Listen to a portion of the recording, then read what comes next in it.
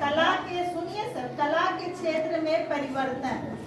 तो हम ये देखेंगे कि अंग्रेजों के आने के पहले हमारी कला किस तरह की थी और अंग्रेजों के बाद क्या हो गई। तो कला हमारी भारतीय संस्कृति तो पूरे विश्व में सबसे समृद्ध संस्कृति थी, पता है ना।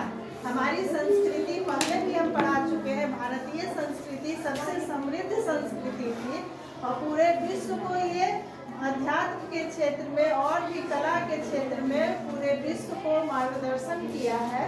लेकिन अंग्रेजों के आने के बाद हमारी कला, जो कला के क्षेत्र में पतन हुआ और क्या हो गया कि नृत्य संगीत जो बहुत अच्छा था, एक यूरोपीय चित्रकार आए, उनका नाम था योहान जोफनी। वो क्या किए कि भारतीय संस्कृति को पूरा गलत तरह से दिखा दिए, है ना।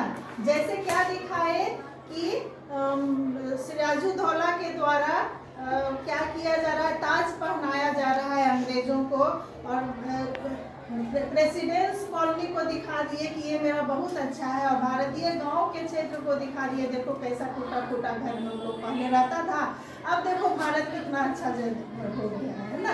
अंग्रेजों के आने के बाद भारत की स्थिति बहुत मजबूत हो गई, है ना। सारे क्षेत्र में वो पतन करना शुरू कर दिया और अपने लाभ के लिए जो भी प्रोग्रेस करवाए अपने लाभ के लिए करवाए, है ना। और क्या था कि पलासी के युद्ध में, पलासी के युद्ध में कब हुआ था पलासी का युद्ध? 1757 को पलासी का युद्ध हुआ था। उसमें अप्रत्यक्ष रूप से अंग्रेजों के हाथ में सत्ता आ गई थी और बक्सर के युद्ध में तो प्रत्यक्ष रूप से वो शासन करने लगा था, है ना। राजा कोई और था परंतु अंग्रेजों का पूरी तरह से उसमें प्रभुता आ गई थी और धीरे धीरे हमारी कला को, हमारी कला और संस्कृति को अंग्रेजों के द्वारा पतन की ओर ले जाने के लिए पूरी तरह से क्या समर्थ भी हुए, कुछ हद तक वो समर्थ भी हो गए, है ना। और सबसे पहले तो सबसे बुरी हालत तो थी कि मैकाले जब आए तो हमारी शिक्षा व्यवस्था को ही चरमरा करके रख दिया।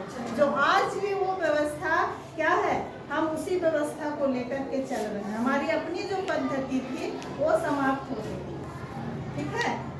चलिए फिर आगे हम पढ़ेंगे।